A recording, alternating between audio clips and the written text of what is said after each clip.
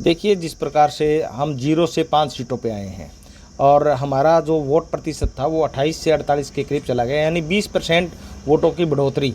ये जो सिंडिकेट है ये दिखाता है कि आने वाला जो विधानसभा चुनाव है ये क्लीन स्वीप कांग्रेस पार्टी करने जा रही है। रही बात, आपने देखा कि बीजेपी का जो कुछ सीटों पे मार्जिन आप देखोगे, कहीं 20,000 कहीं 30,000 इस प्रकार के रहे। अगर थोड़ी सी हम और प्रयास होता और अगर ये 400 पार का नारा, जिस प्रकार से हरियाणा में 75 पार का नारा दिया, ये ना होता तो रिजल्ट कुछ और होते। कुमारी शैलजा का पिछले दिनों में बयान था कि अगर कांग्रेस थोड़ी और मेहनत करती ऑल ओवर इंडिया के लिहाज से तो रिजल्ट अच्छे होते।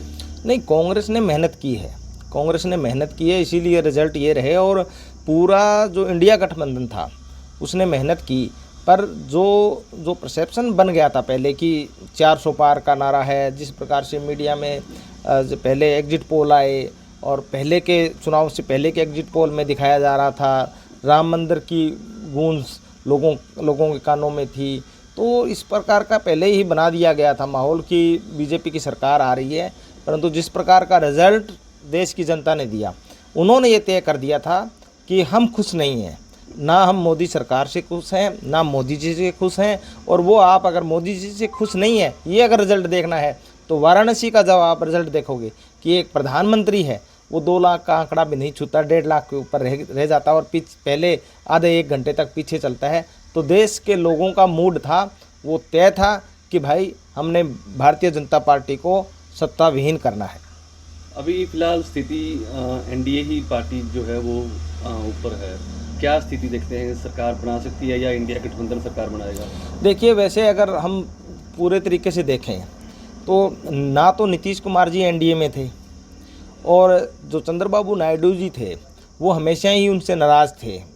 आप किसी प्रकार से देखो, उनको भी जेल में भेज दिया गया। और पर आज पता नहीं क्या मजबूरी है कि आज के दिन वो साथ है, परंतु आप जैसे भविष्य में देखोगे 2-4 महीनों के बाद जो नए समीकरण बनेंगे, जिस प्रकार से हमारे राष्ट्रीय अध्यक्ष खड़गे जी ने कहा कि हम मौके का इंतज़ार में हैं, हमें जल्दबाजी नहीं है सरकार बनाने की। बिल्कुल सही कहा उन्होंने, जल्दबाजी नहीं है। एक बार हम उनको देखना चाहते हैं भी क्या है। मोदी जी है वो अपने आप में एक तानाशाही रवैया लिए हैं, इसलिए उनके साथ किसी भी पार्टी का टिकना उनकी मजबूरी हो सकती है। आने वाले भविष्य के अंदर आप देखोगे कि कांग्रेस पार्टी ही देश में सरकार बनाएगी और जो वादे किए उनको कांग्रेस पार्टी पूरा करेगी। क्या लगता है कि सरकार बनाने के बाद ही दोबारा से टूटेगी सरकार? नहीं, निश्चित रूप से ये भारतीय जनता पार्टी की सरकार है, ये नहीं चलेगी। इंडिया गठबंधन आएगा और जब नीतीश जी को और चंद्रबाबू नायडू जी को ये एहसास होगा कि देश की जनता का मूड क्या था, हमें उस मूड पे चलना पड़ेगा, नहीं तो बुरा हाल हो जाएगा। अभी कल ही हमने देखा कि आंध्र प्रदेश के अंदर बहुत से लोगों ने जो बात नहीं कहनी चाहिए कि जूतों से सीएम के जो है फ़ोटो पे जूते लगाए, कहते हैं कि मोदी जी को आपने नहीं करना। तो ये हम उस प्रथा पे तो नहीं जाना चाहते, पर लोगों का जो गुस्सा है वो नीतीश जी और चंद्रबाबू नायडू जी ज़्यादा दिन नहीं झेल पाएंगे और वो भी समझेंगे कि देश का मूड क्या है और देश के मूड के साथ इंडिया गठबंधन में देश के लोकतंत्र को बचाने के लिए वो आएंगे। 2019 में बीजेपी को हरियाणा की 10 सीटें मिली थी, अब 24 में 5 सीटें मिली हैं। आगे समीकरण बीजेपी का क्या देखते हैं? देखिए, बीजेपी जब 10 सीटें लोकसभा एक तरफा जीतने के बाद विधानसभा में वो बहुमत का आंकड़ा नहीं कर पाए थे। हमारी 31 सीटें आई, उनकी 40 सीटें आई।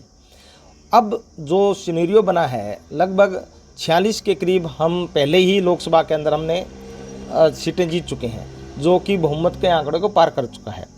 जैसे जैसे अब विधानसभा चुनाव नज़दीक आ रहा है, वैसे वैसे लोगों का मन है वो हरियाणा में ये तय हो चुका है कि अब हरियाणा में कांग्रेस की सरकार की ज़रूरत है।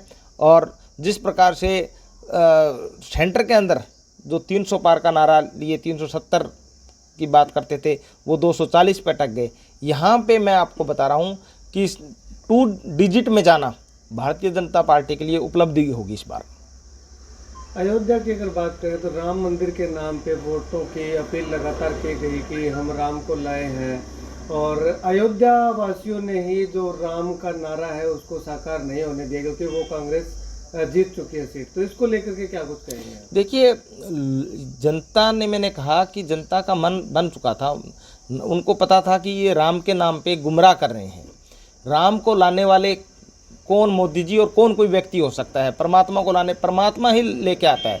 और वहाँ की जनता के साथ, अयोध्या की जनता के साथ जिस प्रकार से लगभग 30 से ज़्यादा मंदिर तोड़े गए, आप समझिए, 30 से ज़्यादा मंदिर तोड़े गए, घरों को तोड़ा गया, और वहाँ के जो लोकल लोग थे उनको परेशान किया गया वीआईपी कल्चर के नाम पे, और हर दिन नया वहाँ पे वीआईपी शूट होता है।